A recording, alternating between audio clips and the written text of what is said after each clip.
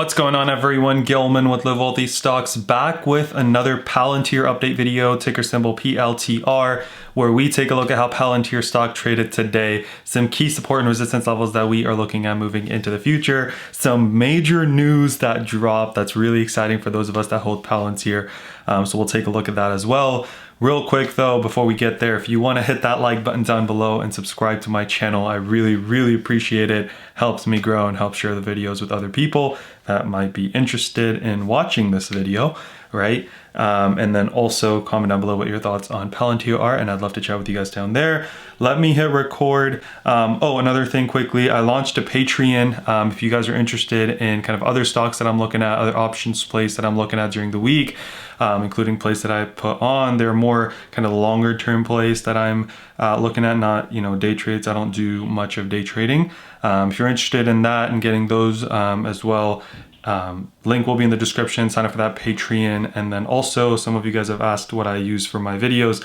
I use Webull here, so if you like this charting platform or you're looking for another one, use that link in the description. It'll get both of us some free shares, and you can get going on this as well. So let me now get right into the video. So a nice $2 green day for Palantir, up 6%, up way more than that at some point during the day, but still ended the day almost 6% on the green and another % in the after hours, so not too shabby there, right? Compare that to the NASDAQ, it was only up about 1%, 0.95%. Dow Jones was up 235 points, which is up 0.75%, and the S&P was up 0.72% as well. So compared to all of that, right, Palantir killed it. We are up really nicely. And what caused that jump, right? I think let's take a look at that news. I think this could potentially be a game changer for Palantir.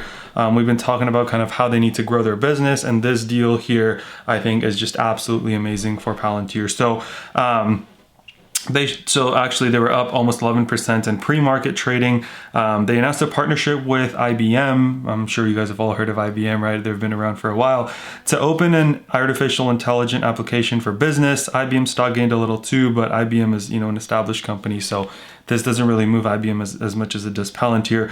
Pretty much they'll use IBM's hybrid cloud data platform and Palantir's operations platform for building applications to launch the Palantir for IBM Cloud Pack for Data, which is going to be available March 2021. So that really caused the stock to rally. Some more news on that.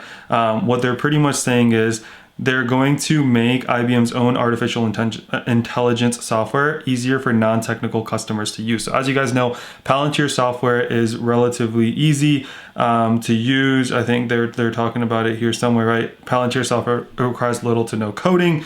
So that means that you don't need as technical of employees to be able to use it, which is a game changer for IBM, because they're trying to expand their cloud and AI business, and they're looking for this to happen.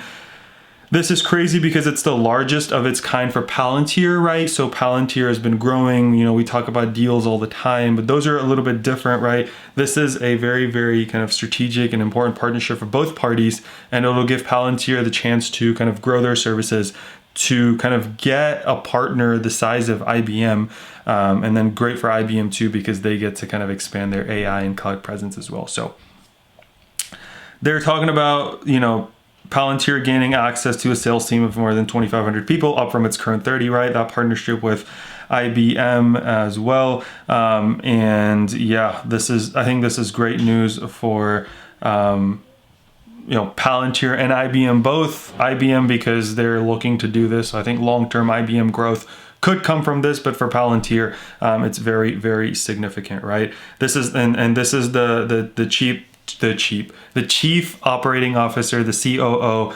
This is the biggest partnership we've announced. Expect more. They're expecting to triple Palantir's direct sales team to about 100 this year. So that's kind of the crazy news, right? They're 3xing their sales force. Their COO is very confident that they're going to have more deals like this, which is just really exciting to see. So right out of the gate, what we saw was a push up on this news, hitting a point of $39, and then we sold off a little bit, couldn't kind of catch VWAP again, bounced off of our 3670s level, but then in the second half of the day, we kind of sold off as well. Things I liked, of course, were still up more than 6% on the day, right? 7% plus.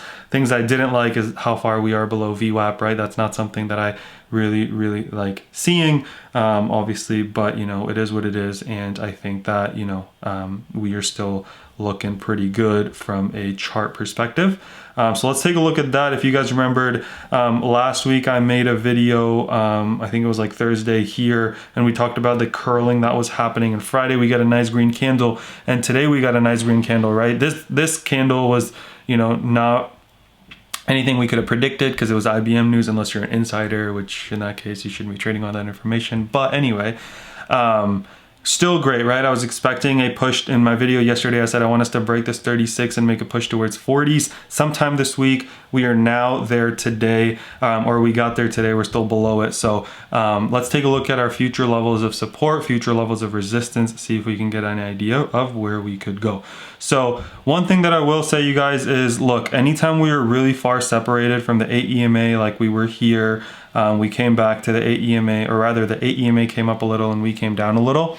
So I think the same thing could happen here. I do think that, you know, we have earnings coming up next week, a week from tomorrow, it looks like 2/16. So I do think we have a little bit of, you know, run room to that earnings. And then I think we see a potential, you know, sell the news unless we get something crazy coming out of earnings. So I think, look, we're right here in the $36. If we push up, the first level is this 36.70s that we were above, that we had support from, right, when we were bouncing. But if we start to push up, it's going to act as a little bit of a resistance. Then we've got to knock out the high of today at 39.22, and then we've got the $40 level before the 45 kind of all-time high that we set.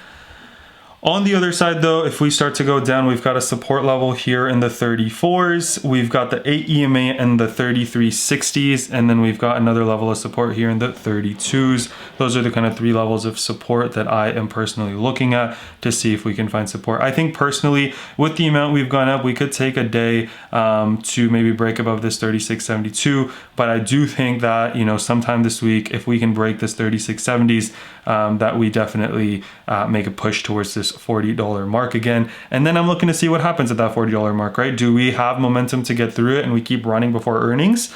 Or is that kind of the point we reach where it kind of stalls out and then we see a little bit of a sell-off after earnings? So that's what I'm looking at. I do think that we could run into earnings this week after a great day to start the week off on a Monday, right? I do think that we have kind of a little bit of that run into earnings potential as well, even after the big news today to that 40, and then we'll kind of see how it goes.